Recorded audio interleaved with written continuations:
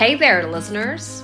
Welcome back to Tell by Bell, the podcast where we tell stories and share perspectives. This season, we're diving into poetry again, specifically the ones from the SPM, English Literature Syllabus, or Code 2206. We'll read them, break them down, and maybe even have a few aha moments together. So, if you love poetry, or even if you're just trying to survive the exam, you're in the right place. Settle in, stay curious, and let's make poetry feel a little less like homework and a lot more like a conversation. This is part 2 of our William Blake series.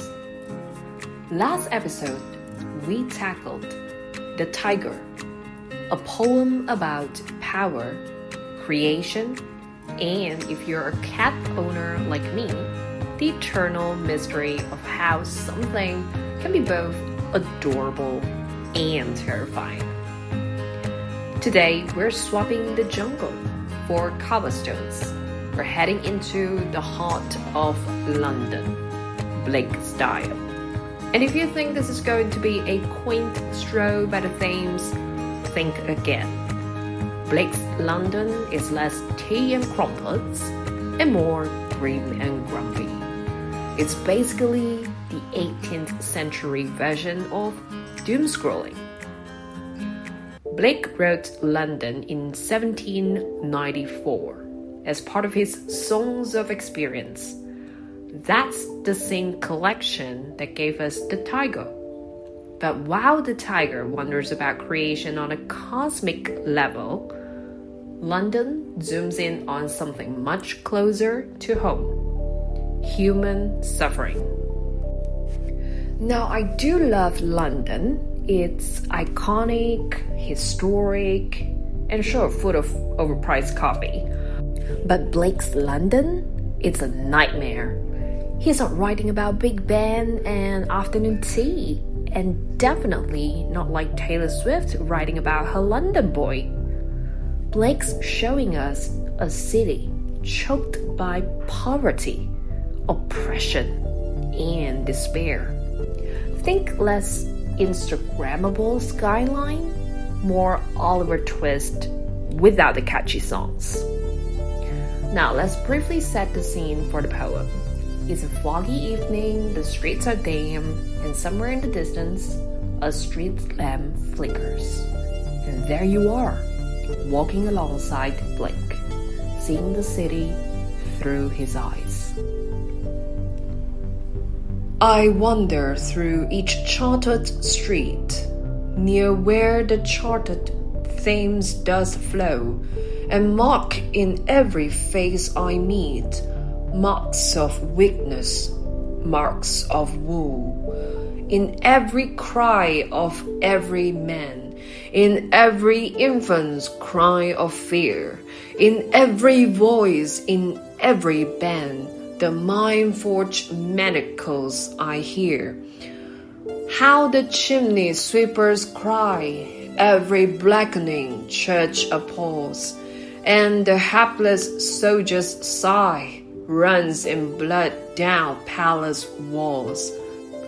But most through midnight streets I hear how the youthful harlot's curse blasts the newborn infant's tear and blinds with plagues the marriage hearse.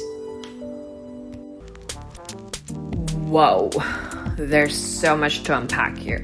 And let's start with the setting. Blake's London is a place where everything feels controlled. We have the words charted streets, a charted river. Now this word chartered wasn't just a poetic choice. In Blake's time, it actually referred to government regulation and private ownership. Even the Thames, a natural force, is somehow charted, suggesting that not even nature is free in this rigid, oppressive society.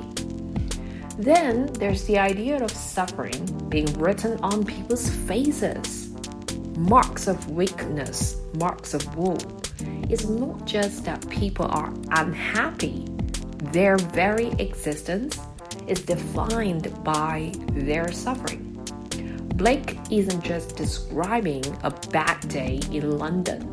He's exposing an entire system that perpetuates misery. Now, the second stanza introduces one of Blake's most famous phrases, the mind-forged manacles. Think about it, what a powerful image. It suggests that the chains binding people aren't just physical, they're mental, ideological. This is Blake's critique of a society that traps people in systems of oppression, not just through laws and poverty, but through the way they think. It's a radical idea for its time, and honestly, it still resonates today. How many of us feel stuck? Not because we literally can't leave, but because society has conditioned us to accept our own limitations. Moving into the third stanza, Blake sharpens his criticism. We see the chimney sweeper's cry, a direct reference to child labor, and the exploitation of the poor. And that phrase, every blackening church, appalls. Wow! Blake is calling out the church for its hypocrisy, its failure to protect the most vulnerable.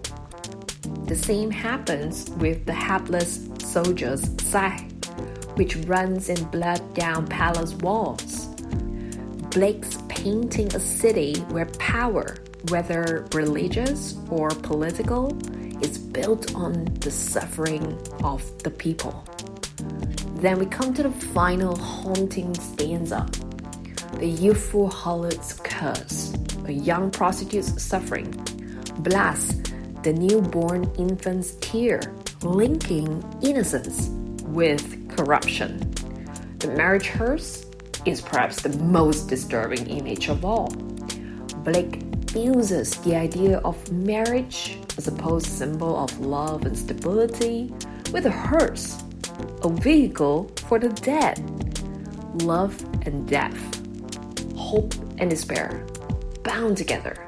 It's a bleak but striking way to close the poem. So what's Blake's ultimate message? I don't think it's just a snapshot of 18th century London. It is more like a timeless critic of power, oppression, and the ways society traps its own people. It's about systemic suffering, a kind that doesn't just happen, but is ingrained in the very structures of society. And here's the creepy part. We still see this today. The wealth gap, the struggle against institutions that should protect but instead oppress, the feeling of being trapped by expectations, by economic realities, by the weight of the world itself. It's all still here. London isn't just a historical poem, it's a mirror. Now, if you listen to our previous episode on the tiger, you might notice some striking similarities between these two poems. In the tiger, he asks how the same creator who made the gentle lamb could also forge such a fearsome creature. Similarly, in London, he highlights the duality within society, the wealth and power of institutions versus the suffering of the common people. Blake returns to his love for strong, evocative imagery. Just as he described the tiger with burning bright eyes, he gives us mind-forged manacles in London, a phrase that captures both literal oppression and the psychological chains imposed by society. In both poems, he asks us to see beyond the surface, to question what we take for granted, and to recognize the forces shaping our world. But at the end of the day, I think awareness is the first step to change. Blake's poem is definitely about despair, but it's also about opening our eyes to the world around us. And as long as we see, as long as we question, as long as we remain conscious of how we view society and our place within it, change is possible. We're not alone in this.